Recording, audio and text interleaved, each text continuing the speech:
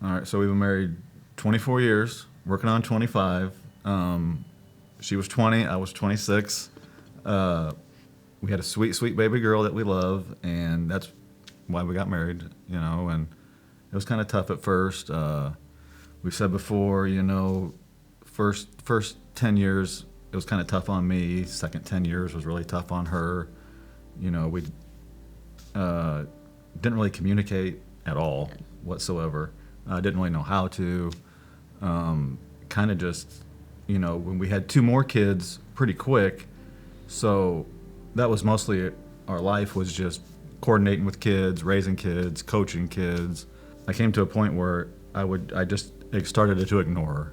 Over the years, I was just like, I didn't know what to do. I don't want to scream and yell. I'm just going to ignore her and, try to, ignore the situation. It'll go away. I would hold stuff in for a while and then kind of explode, I guess. And I think it definitely kind of eventually turned into resentment on both of our parts. For sure. He said more like roommates, Yes. just didn't Right. really like each other there for a Yeah. while. I mean, we could go on and on, but this is 20 years, so it gets to a point, where we weren't like Michael preached. Most, a lot of marriages, you got friends or you got lovers. You don't have friends and lovers, which is a problem. We weren't friends or lovers. We were roommates that didn't like each other, and it was pretty rough. And we were separated 3 times. This wasn't, our only separation. We did it once. We did a little bit of counseling, but I wouldn't say we really tried. Yeah. No, it was like, yeah, let's go to counseling, and then okay, get back together. A month later, we're right back where we were. Actually, about a year ago, I know Stacy came to me one time and she said, "I'm done. I'm just done." And in my mind, I'm like, "Oh, we're done. Okay, see ya." But that wasn't exactly what she had in mind. I just meant that I was done with how things were going at the time. I wasn't happy, but it seemed like probably once a year, okay, we got to do something about this relationship. And we would try, and then the cycle would just keep going, endless cycle. It'd be a little better for a little bit, and then it'd go right back to the way it was. So I was just meaning at the time, I'm done with how things are going. We have to do something. And so when he was like, okay, it's over, I was shocked at first. But then I got to a point where I was okay, and that's what I wanted as well. I was done. And I was actually happy. And I hadn't been happy in a long time. Yeah. And so April 1st, I moved out and got a hold of Michael, or Michael got a hold of me. I don't know. I know he knew what was going on from walking through after church. And I came in to meet him, and I was a mess. And I told him, I said, I think I'm done. And he gave me some great advice. He said, no matter what you do in this circumstance, either way, you need to stay close to Jesus, period. So we were going through our divorce stuff. I remember I was at the place I was staying, and I was making a phone call about something with a divorce. I think it was a place to stay or something, and I was wondering if it was going to work out or not. Got off the phone. As soon as I hung it up, it was going to work out. So I'm like, okay, I'm on my way. And all of a sudden, I just got this pit in my stomach, and I'm like, what is going on? And I was kind of just walking around the house I was at, and it was just, the Lord was just like, you need to wait. And I was like, wait, what? And he's like, you need to wait. You're trying to do this on your own. Just wait and do it my way.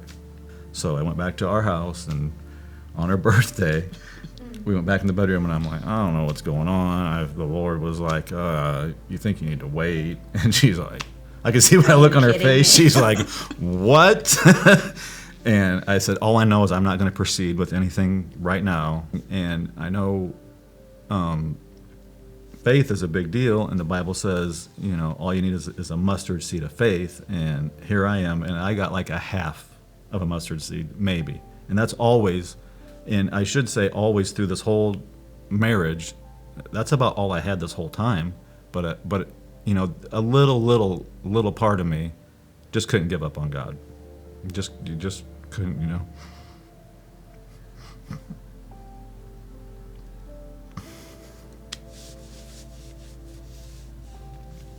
I waited, and then I kept on, what do you want me to do? What do you want me to do? You know, and it was wait, counseling, you know, and I'm like, okay.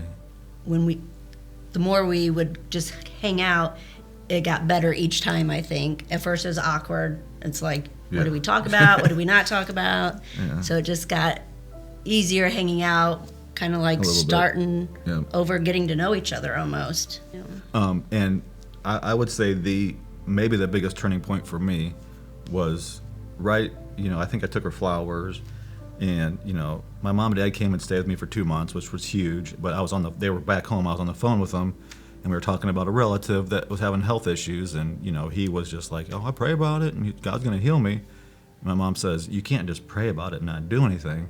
And it was an instant, you know, the Lord's like, that's exactly how you treated your marriage. And I knew, I mean, it was like, you got me, bro. You got me. You know, I knew it right away. I went straight over to Stacy's, our house. and I remember I apologized. I'm like, I need to apologize, you know. I did pray, you know, forever, but the Lord showed me I didn't do anything.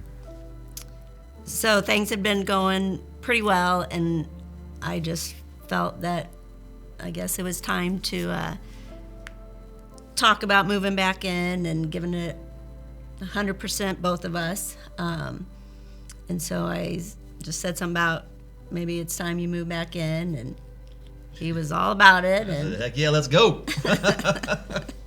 and things have just been going up since then. Right. And this whole process of, you know, praying, having the faith, and doing something, what was a big game changer. I mean, instead of just praying, you know, fix our marriage, you know, it went to prayers of, what can I do for Stacy?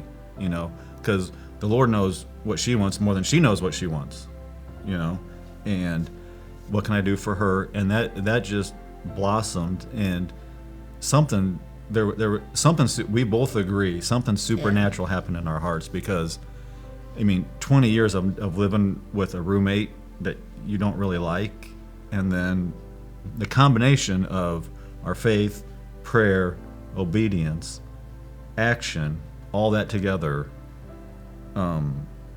changed our lives. Definitely.